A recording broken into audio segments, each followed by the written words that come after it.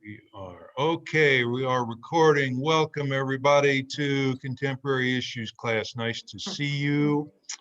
Today we are going to talk about socialism. Is Joe Biden and the Democrats going to bring socialism to America, and what would that mean? So let's talk a little about that. But first, our usual announcements. I want to welcome any newcomers to our class and ask you to mute your microphone in the lower left corner of your screen. If you're not muted, please mute. Click on that until you talk. That will help keep our background noise down. And we are recording this for future playback of those who miss it also. And let's see, a couple other little announcements. Linda Harmon is not on, a frequent member here of our class. Linda emailed me and said that she broke her ankle a couple days ago and was having surgery this morning. She got up off of her sofa and her foot was asleep, and she twisted it wrong and broke her ankle in 2 or 3 places. And so we know you can do that just by standing up from your sofa. So our prayers are with Linda Harmon today. And just a little information too, before this class started, I was on another Zoom call with St. Andrew Church called Coffee with the Pastors. And Rev Mark was talking about the COVID task force, and that they have just met at the church, our COVID task force, and done surveys of what our members would like to do, when they would like to meet. And about half of the survey respondents said they did not want to get together until everybody or majority of the people have been vaccinated. So that's anticipated to be summer. And we might start with small groups coming into the church in summer, but it's going to be at least past Easter and into the summer before they really are comfortable opening up our church again. So I think we knew that already, but Mark was just saying he's going to tell more about that in his weekly email this coming week about what our task force is doing. So that's the latest update that I've heard. And any more announcements from anybody? Did you all get the 2 columns that I sent out by email about Christian nationalism? What did you think about those? Go ahead, anybody would like to comment? Those Christians who were carrying flags and waving their Bibles while they were yelling hateful things and rioting at the Capitol. What a display, what a shameful display that was, but good to learn about. Bob, did you have something you wanted to say? Well, no, I was waiting to give a lot of other people a chance if they wanted to speak up. I do think it's interesting how they kind of, in my own mind, try to use the Bible, like you talked about, in the email, right? They try to use the Bible. Like didn't you say the bad boys were knelt on the stairs before they went up to the Capitol praying? Yeah, the Proud Boys prayed before they invaded the Capitol. Mm-hmm. Yeah. I thought it was interesting, that they use religion for justification. They're almost using religion, to justify their actions. I wonder who the Proud Boys prayed to. That's Trump. good, Jim. Yeah, well, it's no different. I'm amazed that they profess Christianity, but so many of the things they're doing are in direct contrast to the teachings of Jesus. I think they all need a refresher course in the teachings of Jesus, what it means to be one of his followers. But it makes it hard for the rest of us, because we can't go out and carry our flags, and they're giving us a bad reputation. But those of us who are remaining silent are part of the problem. Good point, Betty. Very good point. It goes back to the KKK using the Bible for racial discrimination, and even the Crusades. using the Bible as their reason. But I thought those columns were really well done and interesting in that one conservative pastor said that he had changed his mind on Trump and said why, and he got death threats and the most horrible, hateful comments. I thought his description was very interesting about how you can't disagree without getting those repercussions. You know, Steve, it was also the far right conspiracy stuff that they push. I believe, you know, about Satan, that we're all the other side. Satan is driven by Satan and pedophile. You know, the Democrats are pedophiles, and it's like conspiracy theory stuff as well as some far right conservative religion. It's all mixed together, isn't it, Bob? Yeah. Yeah, kind of strange. Steve, I think it's also important to realize that a lot of the followers of Trump, they early on were very sincere about following their Christianity and following Trump. And they weren't, I mean, I know Vicky has talked about the fact that she has friends that are followers of Trump, and they're not trying to abuse the scripture, but they truly have been misled by this man. And that now this is a shock to them about what's happening at the Capitol.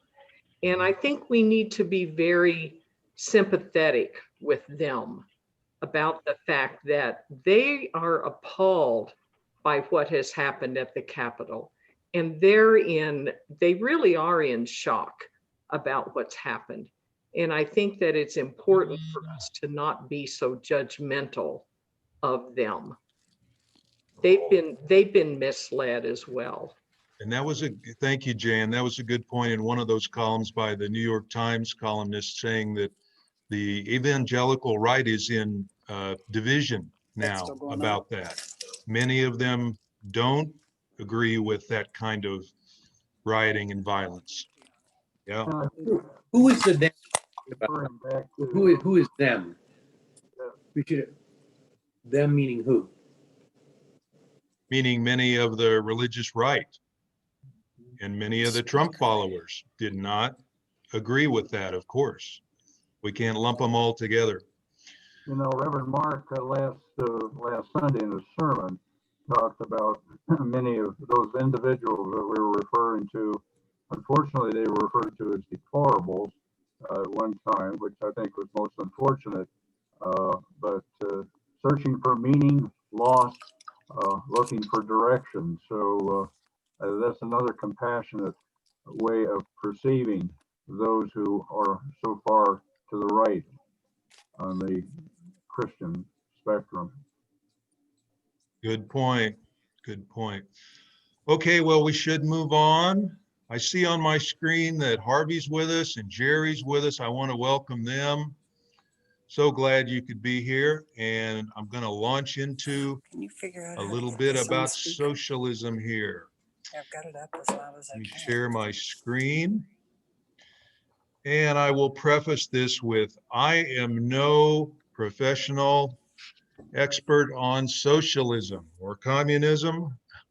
This is kind of a layperson's look at the topic using my internet research. But let's jump into it and learn a little about socialism. Is it really realistic to hear that socialism is a terrible threat to the world and to America, and that Biden will lead us into a deep socialism that will destroy our freedoms? Or is there more to it than that? I've had fun looking into that, and I'm looking forward to your comments all through this presentation here. Well, one of the go ahead. basics Somebody say something? of social control of the means of production. Right. And I don't know of any Democrat that wants the government to be in control of manufacturing and all of that stuff. The Right. truth is, it shouldn't be a surprise that socialism is already here to a degree. I think a good society is a combination of socialism. In other words, the government doing those things that the government can't do for themselves, or the people can't do for themselves, like police protection, fire protection, and other governmental services. Um, Right, Jim. And we're going to talk about all that as I go through some slides here.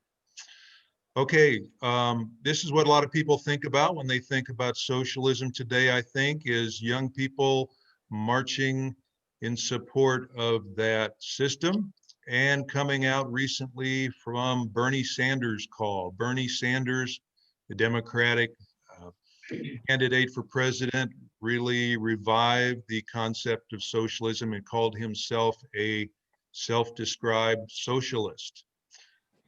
And that caused backlash, with a lot of people saying, I am too old to live under socialism. I am addicted to luxuries like toilet paper, electricity, food, water, and shoes. They think that socialism always means deprivation of those kind of things. But we're going to look and see if that is true. So let me go to a definition of socialism. A political and economic system where the means of production and distribution of goods are owned by the society, either by the government or cooperative unions. This is opposed to capitalism, where most ownership is private, owned by individuals or companies. And then I found also a little bit more modern day definition that people are using today to help us understand. Socialism is a government system with two main elements: extensive government ownership of businesses such as energy and factories, or it controls business practices heavily, such as price control and those kind of things. And the second part, which most people have come to think of socialism today, government runs and pays for social services, including free health care, retirement care, and free education. It seems that's been the focus really of the American look at socialism. Just a brief comment on history. Socialism rose as a way to correct the economic inequality caused by the Industrial Revolution, where industrial company owners grew rich while their workers had very low wages and no safety protections. It was aimed for a way to care for all the people. And of course, Karl Marx was credited with writing about socialism, and that was his aim and his anger, that the industrial company workers were abused and lived in poverty. A few principles of socialism. Public ownership Oh, is not somebody is for, snoring on the call. see if I can mute that. That's okay. That's not a Okay. comment on your presentation though, Steve. We hit Exactly. a slow area there. That's all right. Principles, just a few of the principles. Public ownership is not for profit. It's supposed to be to provide social welfare. Economic planning for production and distribution is done by a central authority, whether it's the government or something like a cooperative union that some countries use. Economic equality of all people is a goal. Providing all basic needs is a goal: food, shelter, education, and jobs. And there's no competition, since the government provides all. A couple comments on types of socialism. There are different types. The most extreme is authoritarian socialism. All production is owned by the state, and this is the definition of communism as practiced today. Marxism and Leninism grew out of this desire for the state to own and run everything in an authoritarian way.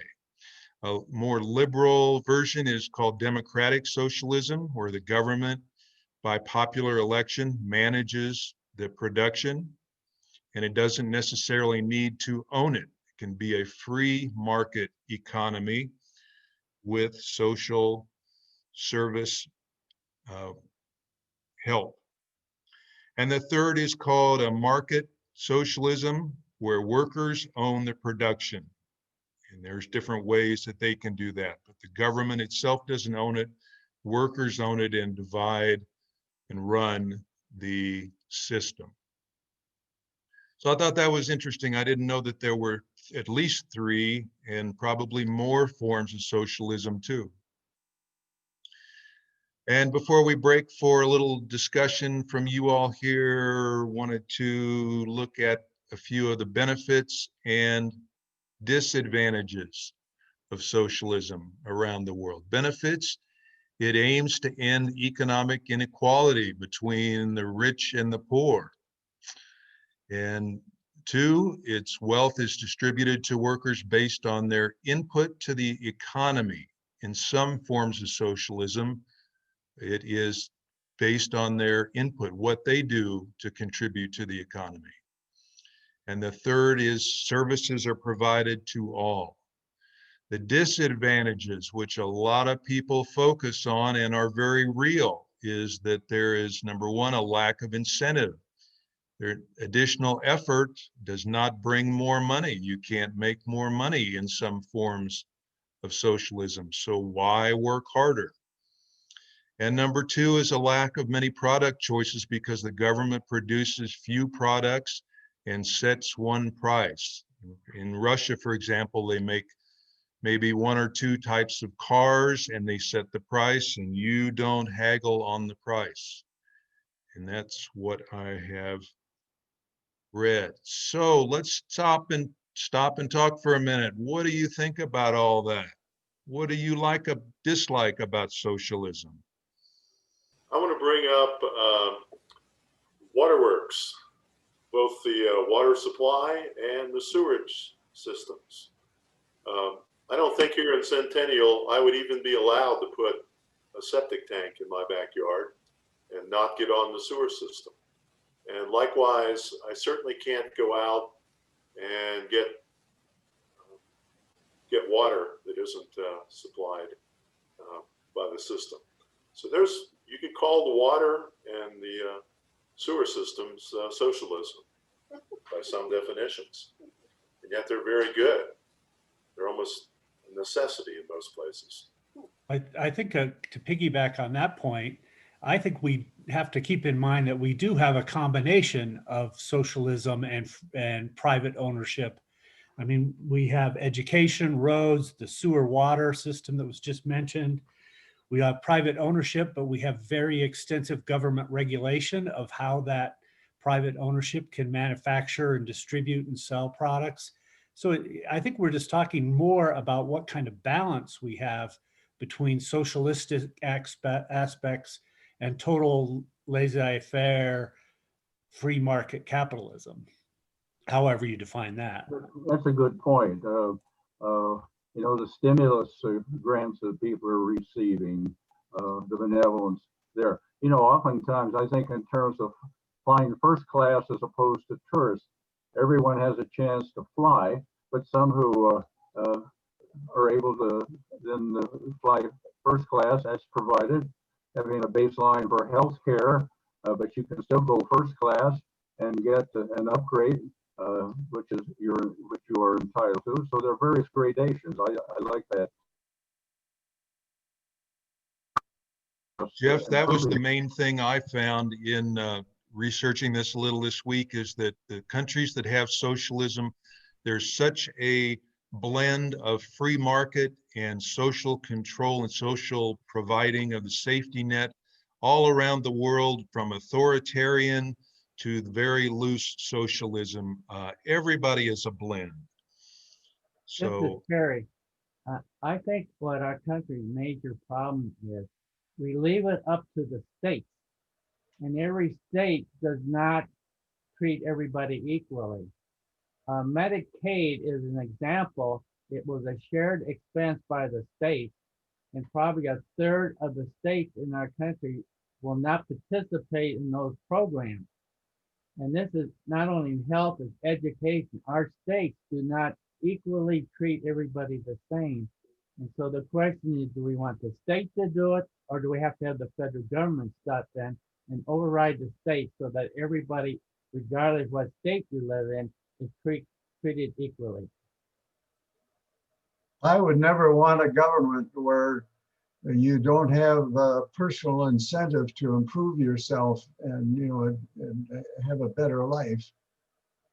To me, that would never be acceptable.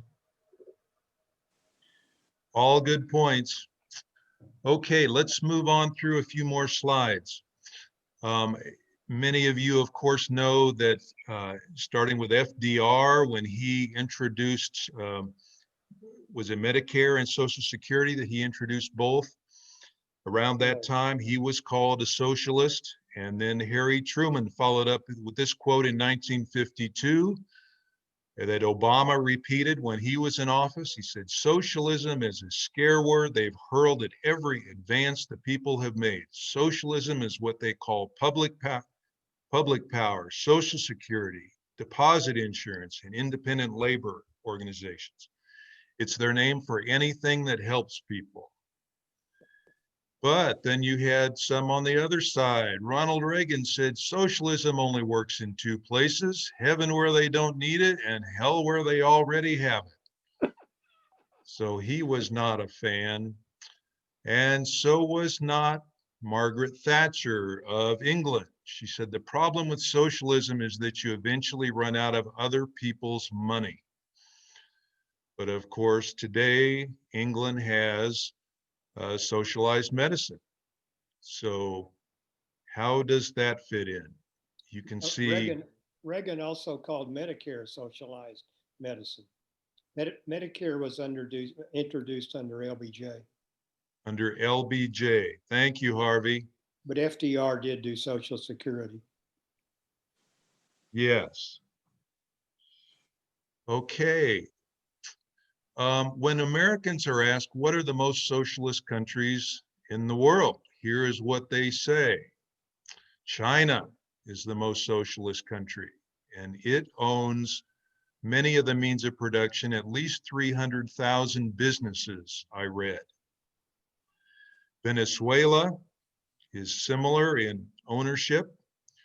Russia, and then Americans point to the Nordic countries, Sweden, Denmark, Norway, Finland, as being most socialist, even though several of those countries are mostly free market economies, but they do have heavy social safety nets.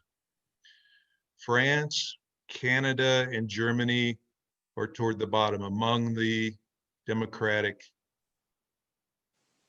well, according to this, not necessarily democratic countries. We have at least one lady on here from Canada, and I wondered if Susan would comment for a minute about socialism in Canada. Susan, are you there? Do you I'm think? here, yeah. So where I've experienced it is, of course, in the healthcare. That was actually implemented some time ago by the NDP, which was an offshoot of the Socialist Party, I guess, that started in Winnipeg years ago. But we do have much more government involvement in a lot of our life, and it really takes the form of support. So during COVID, of course, for those that lost their jobs, the Canadian government has stepped in and given everybody the equivalent of a guaranteed income. So I see it as having very positive impacts. The negative, of course, is that everything is about the collective, and so their decision making is much more protracted and requires a higher percentage of agreement and around decision making. So I also see it as having slowed things down a little bit. Interesting. Do you think, Susan, that most people in Canada are happy with the system overall? Very much so, yes. The political and the social safety net together, healthcare is pretty good. Yes, yeah. I think it was a Pew. Gene, can't hear you. Sorry, Gene, you're cutting out there. We'll come back to you, okay? Hey, Steve, a question. Sure. In Canada, has there not been some privatization of healthcare and insurances that are separate from a socialized medicine? Now, that's just an opinion. I don't know that to be necessarily true, but I think over the years, private insurance has become, has been introduced into Canada. Yes, that's true. I can speak to that. And we also have offshoots of Canadian or of US healthcare up here. Cleveland Clinic has a presence. Hopkins has a presence. Of course, there are a lot of Canadians that go to the United States if they want care. But yeah, there is private insurance. And for people with means, there's, very, very high quality executive health. But to kind of talk about the level of satisfaction with the universal health care, the saying up here is, I'm willing to wait a few months to get my knee replaced in exchange for everybody having care. So there are trade-offs, but most people feel that it's worthwhile. Steve, I don't know if I'm back on the track or not. Can you hear me? Yes. Yes. Go ahead, Gene. The Pew Foundation researchers about a year ago surveyed around the world. The happiest people in the world are not in Hawaii or some exotic place in the South Pacific, but in the state of, or in the country of Denmark. They are the happiest people on the planet. And they're about in the mid-range there, as you see on the most socialist countries. Yes. I'm going to get to that a little bit in a couple slides, talk more about that, Gene. Thank you. Let me mention something. Oh, Go ahead. would you say the stimulus checks are socialism? I think they would be considered a socialist type of program. Yes. My opinion. I was commenting because Susan said that in Canada, they helped people keep their jobs or get their jobs back, and Yes. form of that. Yes. Okay, following up on Doug's question about healthcare being public and private, something I read about healthcare in China consists of both public and private medical institutions and insurance programs. About 95% of the population has basic health insurance coverage. Despite this, public health insurance generally covers only half of medical costs there, with the proportion lower for serious illnesses.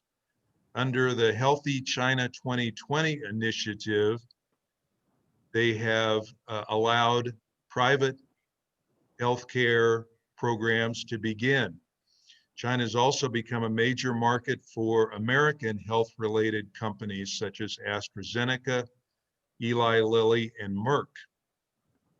So that's an example of China moving away from a completely authoritarian socialist system. Steve? Yeah. The opponents of national health care in the US say it would, end private health care. Well, I spent my life career in insurance, and that isn't true. There would still be private health insurance.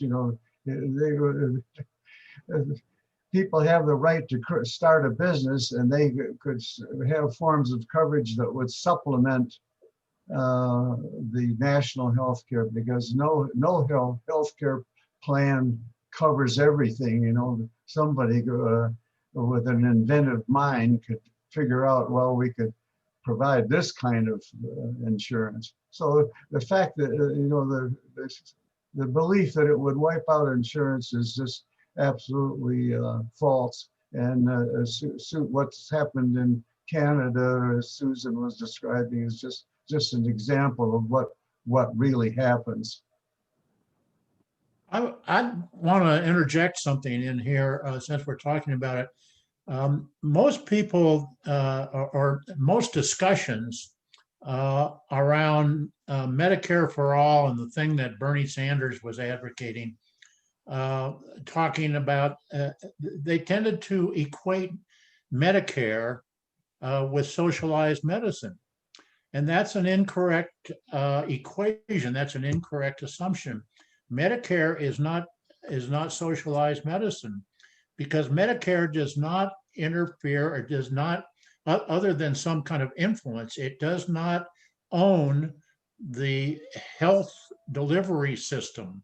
All it is substituting is the collection and distribution of paying for the medical facilities, but they don't own the hospitals, and the doctors are not their employees or anything, the way they are in so many of the countries that we are talking about, in Canada, in the UK, and in China and Russia, and those. In those cases, the medical delivery system is owned by the government. And so when you start talking about Medicare as socialistic, that's an incorrect assumption. So. And along that same line, we also have socialism in our own country. The military health system is a socialized medicine because they're, as Jim was saying, it's owned by the country, it's run with their own doctors, and it's a closed system. And those who reject socialism have to look at that as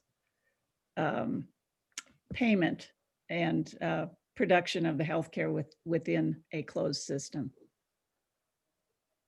Very good points. And that leads us to this chart from the Foreign Policy magazine that looked at the degree of socialism in each of these democratic countries.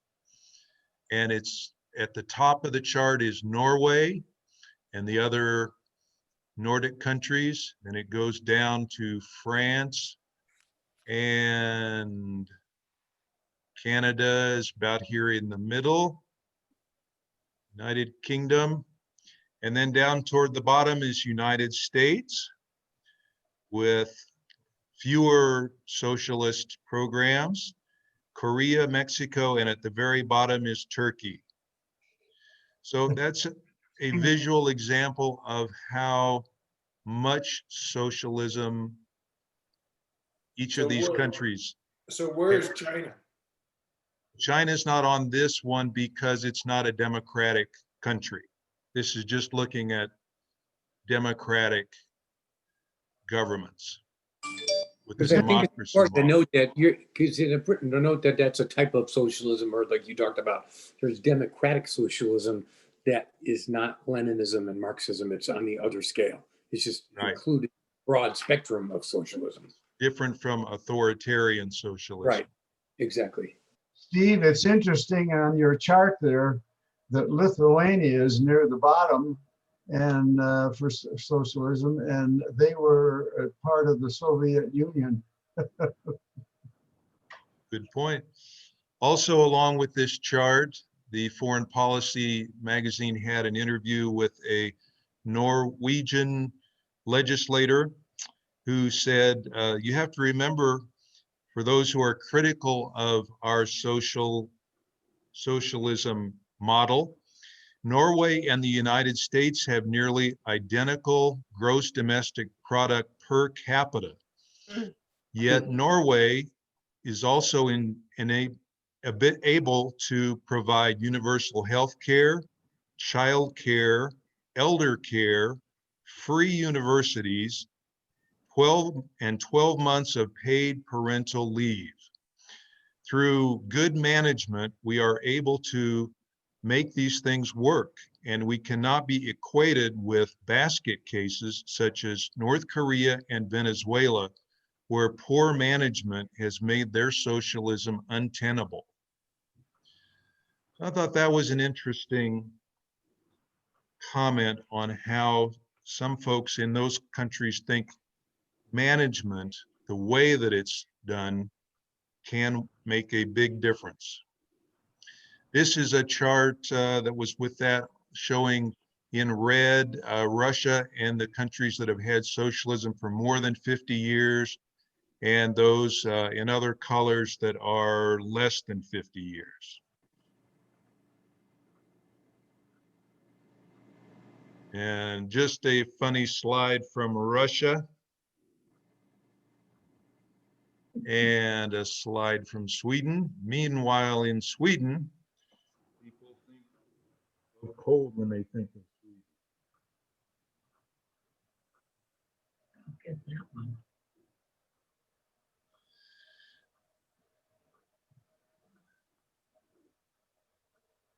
And Sweden has, as somebody said, and Denmark have some of the happiest citizens, access to health care, and free college.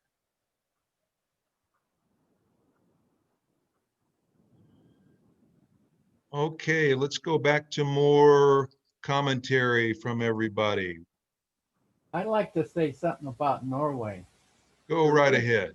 The reason Norway is where it's at, it is a exporter of gas and oil.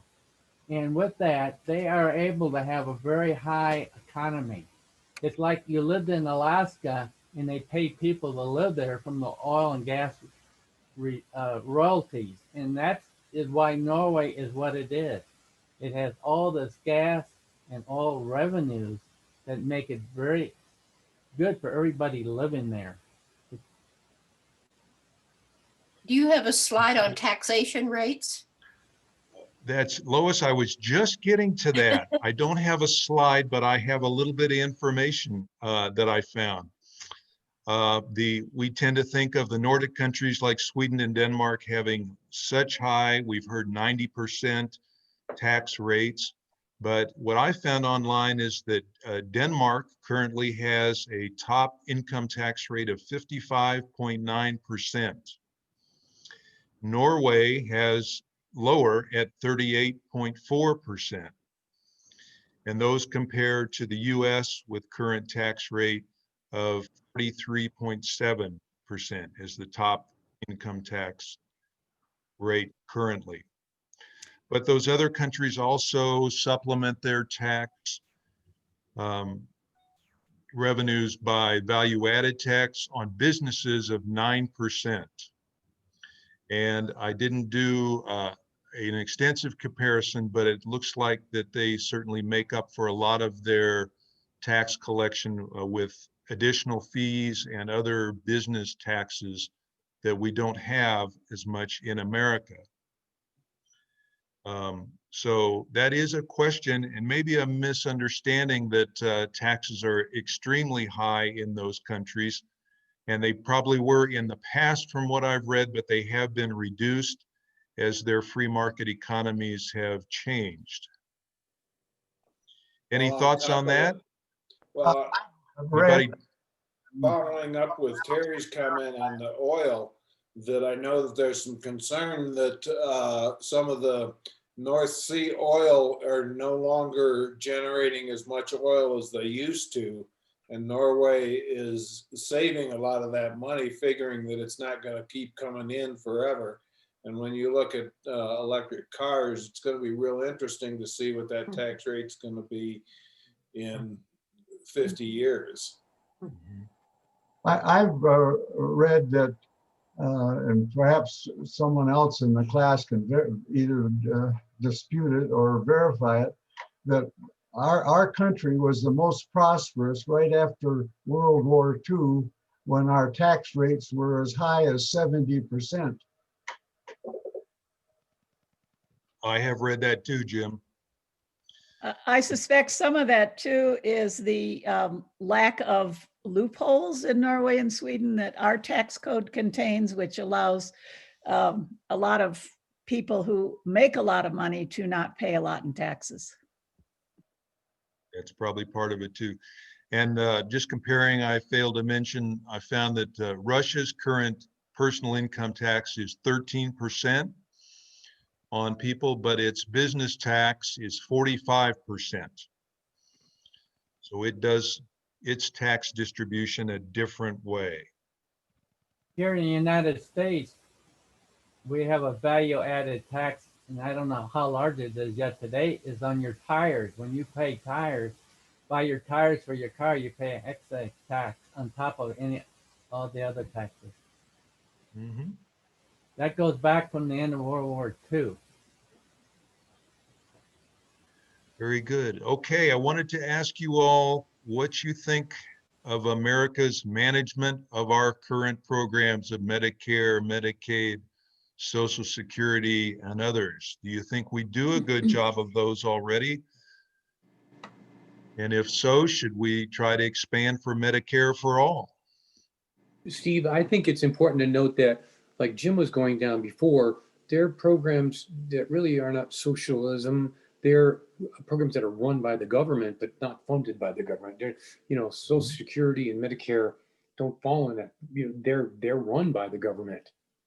They're not. It's not like healthcare for all, where they might have to come out of taxes, like Canada and some of these other locations. Social Security and Medicare and these ones you have up there, really, to me, don't fit as a socialist.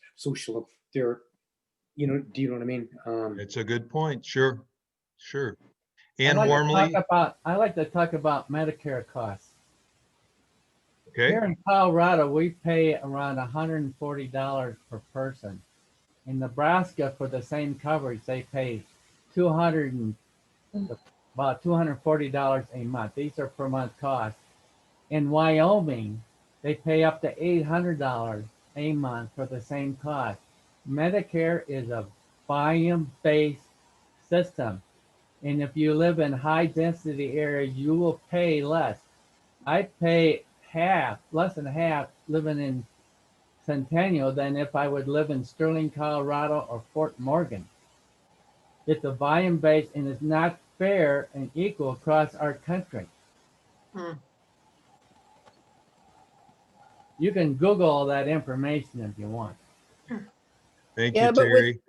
with Medicare, if you make over a certain amount of money, you pay more money to Medicare every month.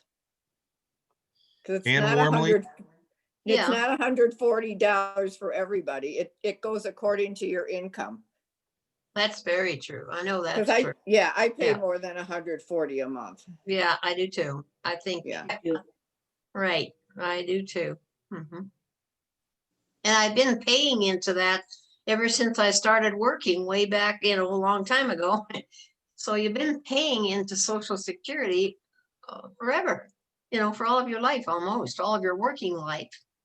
They've taken money out of your earnings each month, even when you're 20 years old or less. Ann Warmly, you had your hand up. Do you want to comment? I was just going back to commenting about Norway. Sorry, I didn't get a chance to talk then, but we visited 6 years ago. I am half Norwegian. I was just really curious about their economy, and everybody we talked to, which was quite a few people, said that they were already saving. They realized their gas and oil reserves would diminish, and they were already cutting back. If they wanted to, at that point, they could give every Norwegian, which is a little over 5 million, some people, $1 million apiece. But instead, they were holding back their money as it was. They would not really reveal how much money they made, for different jobs or whatever. But they said every Norwegian family could afford their own primary residence, plus a secondary home, either for summer, winter, or summer-winter activities. But everybody in that country could afford to do that. Interesting. Very interesting. Okay. Let's talk for just a minute about the early Christian church too. And they, of course, in the book of Acts, it talks about how they lived together. In Acts 2:44 said, all who believed were together and had all things in common. They sold their possessions and distributed proceeds to all as they had need. But so the question is, were they in a socialist system within their own community? A comment that I read said that they were not, because they did not own the production and they were not forced to share by the government. So there is no evidence that these first Christians shared a means of production, and no record that they abolished private property. There was nothing like a workers' collective or state-run enterprises in the book of Acts. And their distribution of possessions was not forced by coercion. Their expression was, we live with everything in common. It spoke to the love of the Christians, not to a law imposed by the government.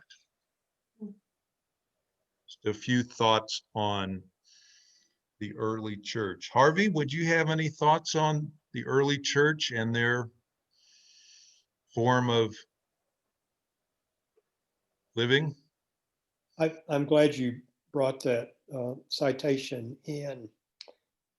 They were committed, I think, to what the preamble of our Constitution says our country is committed to, and that is the general welfare or the common good, not just what's best for me as an individual, but what's best for all of us as a group.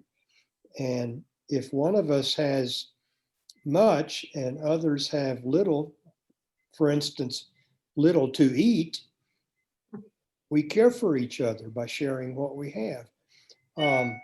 There is a concept in English social philosophy in the past 200 years about the social contract that we make when we form ourselves as a nation, that says, I will give up some of my freedoms so that I can enjoy the benefits of being in a nation. That's a crude way of putting it, I think. But I think the social contract is pretty low in the minds of many people who think the Ayn Randian perversion is, I'm just going to look out for myself and I don't give a damn what happens to other people. Well, I think go ahead. I think your quotation from Acts is still at work in the Christian faith. Look at the churches, Christian churches. They're big factors in their communities for helping the poor. And, you know, we're a small fraction of that in St. Andrew. I think so.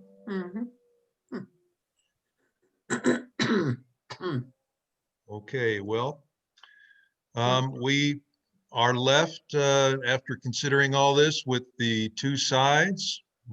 That's Jim Carrey, the actor, saying we have to accept socialism, and folks on the other side saying, okay, you first, give me 3/4 of everything you own. So that is still a very prevalent thought. And of course, this representative AOC ladies is a target of much consternation lately. Say, I'll give you everything you need if you just give me everything you've got. Very much still the feeling. So my final slides here and questions to us are, could socialism work more in America and in a greater or different form? And how should America provide greater equality and basic needs to all our people? How do we move forward? Well, I think a national health program would be a move forward. You know, I believe in insurance. As I've mentioned, that was my life. But I think insurance is a poor vehicle to provide health care because so many people don't have it. You know, they need no one should, you know, go broke because they don't have health care, and they have to sell their homes and everything else. That shouldn't happen. We should care for each other, and we should have national health care. But how do we build a consensus and a comfort among everyone that will work, and we pass it and try it? Well, I think it has to be paid for. You know, I think if when everybody benefits, everybody should contribute. And it shouldn't be just general in our taxes. I think there should be some specific funding for national health care. You can start by raising the minimum wages. In Europe, everybody has to be paid a wage so they can afford to buy their own health insurance. A minimum wage in probably Germany and France is like maybe $35 an hour because they have to buy their own benefits. Terry, yeah, picking up on what Terry said, and also Harvey's well-stated review of the American social contract, this concept of interdependence, I think as a pandemic has shown us anything, it shows you how interdependent we are, not just within our own citizenry here in this country, but throughout the entire world. There's no such thing as a self-made man anymore. Even the common laborer, we are dependent on that labor. So one can say the common good, if everyone is strong, we have a more vibrant society, and certainly, hopefully, less polarization, because we do depend on each other in so many significant ways. I know our doctor here, Dr. Bob Williams, on our call, who watches this closely. Would you mind if I ask Dr. Bob what you think about how we should move forward with healthcare?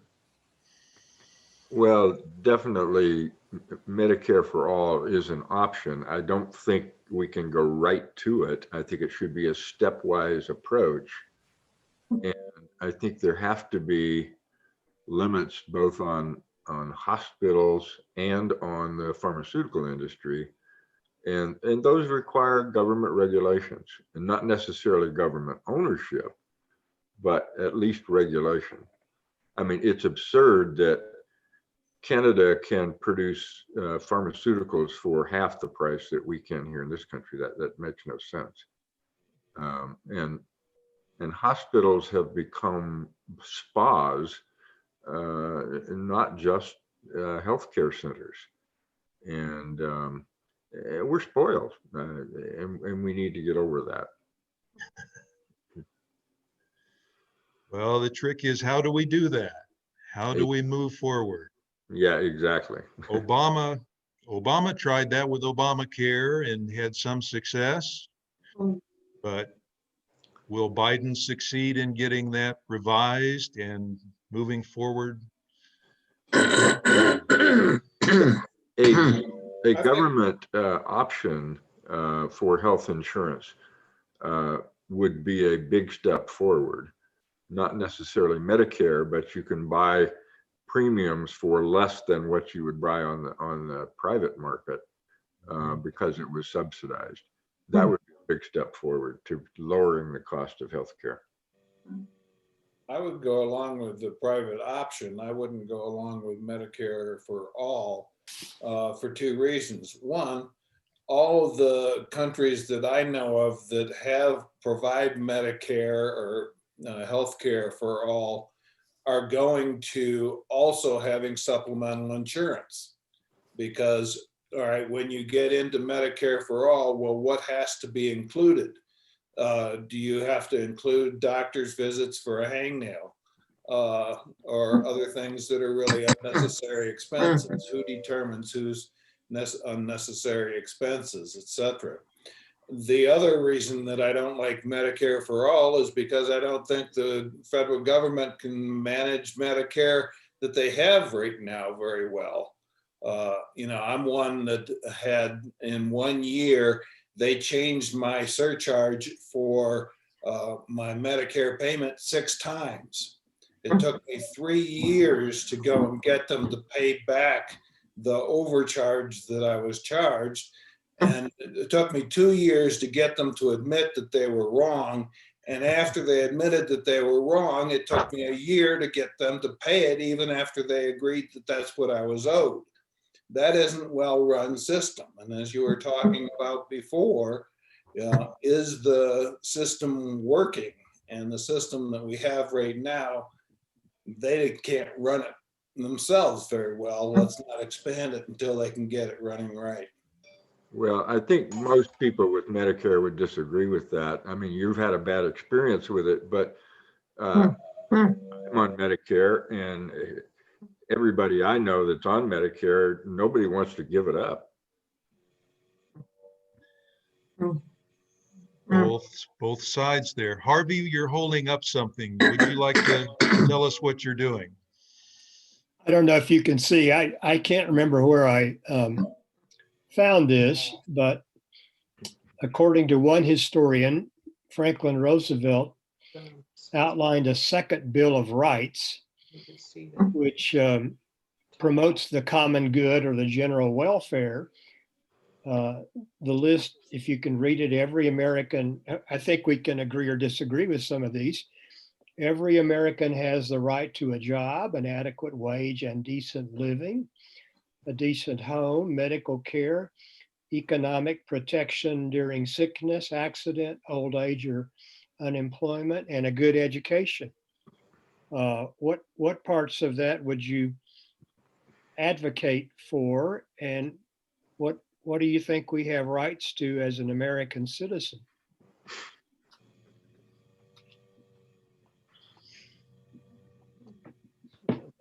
Thank you, Harvey. It's quite interesting. And I would Well, like to, go I'd ahead, like Jim. to recall, and I'm not a scholar, so I can't remember this quote exactly, but I heard a lecture many years ago where the speaker said that the communists alienated the Christian community very early, when Karl Marx said that socialism is the opiate of the masses, and or religion, and, indicating or implying that this that socialism and Christianity was, or no, he said that religion is the opiate of the masses. Religion is the opiate of the masses. Right, yeah. And alienating the two, saying that they are conflicting. Whereas that quote was taken out of context, and it continued, the quotation continued, saying that the lives of the masses were so abysmal under capitalism that they needed to have some type of painkiller, and that religion was the only thing providing that relief from pain. And taken Different way to together, look at it. The two are not mutually exclusive. Taken together, the religion and common ownership or common helping of each other are not antithetical. Different way to look at it. Thank you, Jim. Well, in our last minute here, what do you take away from this look at socialism?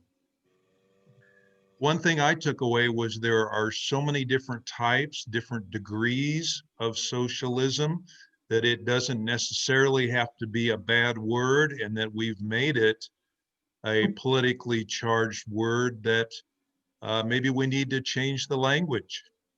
Maybe that would help, and leaves me wondering how we move forward in this divided political time to solve our problems. Steve, what brings to mind is what Harvey said, the second Bill of Rights. And it makes me think of one thing, or more than one, but should the government, if you believe what Harvey was saying, and I do, different degrees of that, right? Should the government then intervene? And if so, how much should they intervene? I've been silent this whole time. I think that's the big question, Bob. And I think that before anything like socialism could work, that I think you have to ask yourself, what are the philosophical ideals that drive it? And if those philosophical ideals are held by the collective, then there's going to be a shift. And, I think that's the real problem, right? I mean, I'm not saying that capitalism is bad. I think that capitalism as a social system has some cons. And I think that the philosophical ideals that drive rampant capitalism need to be questioned when you put them up against the ideals of the Christian faith. Well That's said, just Joe. that's just my position, and I also don't think it's fair to use verses like Acts to justify any social system. I also don't think it's fair to compare us with Norway or any other Danish country, because the fabric of our country, the demographic of our country, the size of our country, is different. You know what I mean? And if you read, things like Rousseau and the social contract, sometimes social systems and governmental systems work on a continuum based on population and size. So sometimes a monarchy will work and sometimes it won't. But again, that's just one French philosopher's point of view, but it is something to think about, right? Like what is the fabric of the country itself, the region that you're trying to govern? What sort of limits does it put on the way that you govern? So I think that's what we have to be careful when we compare ourselves with other countries, because we have unique features that other countries don't. But, what are the philosophical ideals that you're striving towards? What works is a benevolent capitalism. Well, yeah, and I always joke. I read a book a long time ago, and it talked about the unintended consequences of capitalism. And I joke with people, and I say, "Do you think the person that finds a cure for cancer is going to do it out of benevolence?" No. The person that finds a cure for cancer is going to do it because they want to get filthy rich, right? Now that's one perspective. I'm not saying that's true, but that's what that's what this one economist called an unintended consequence of capitalism. Now I'm not so sure I agree with that, but it does give you pause for thought, right? And what are the benefits and what are the cons of any social system that you're dealing with? That's why I showed the slide with the advantages and the disadvantages, including lack of incentive and lack of consumer choice. So there are problems with both kinds of systems, of course. Yeah, just to piggyback, if I can, on what Jerry just said, I mean, I think the social fabric all has to do with the narratives and the stories we tell each other about what our system is. And I think we have kind of glorified a version of capitalism that probably doesn't exist and is probably not really a reality. And that's the story we tell each other. We do buy into it and believe it, and it then vilify communism or socialism as something that is against the sacred cow that we hold up near and dear as. So we do have to have a kind of a common belief, common story. Yeah, I mean, I thought it was always funny that guy, I think his name is Chang or something, the guy that's running for mayor of New York now. I thought it was funny that he got crucified. Yeah, he got crucified for suggesting something like a universal living wage, right? But, I can tell you, when I was doing my MBA, we talked a lot about minimum wage and the effects of minimum wage increases and decreases. And economically, I think most economists will tell you that a universal living wage is really not a bad idea. Like when you really get down into the math of it, you know what I mean? Like it's really not a bad idea, so taxing the rich and universal living wages, I wouldn't discount those out of hand. I think those are really, really interesting ideas when you start looking at working within the confines of what we have right now. You'd have to really believe in doing what's best for the common good. Yes, I think having classes like his, education is such a key. To have articulate spokespersons present a variety of views. Education is such a divisional point. So many of the individuals who climbed the wall, unfortunately, were in quotes, the uneducated, who didn't have the opportunities perhaps. And to have these kinds of discussions, if education is more available, hopefully a more enlightened population of people can be more rational and perhaps less passionate as far as dividing America is what we are seeing currently. Well said. Thank you, Steve, Gene. this was excellent. Thank you, Harvey. Thank you for the research and the presentation. Well, I hope we can objectively look at both sides. And I'm glad everybody commented and had a good discussion. Thank you, everybody.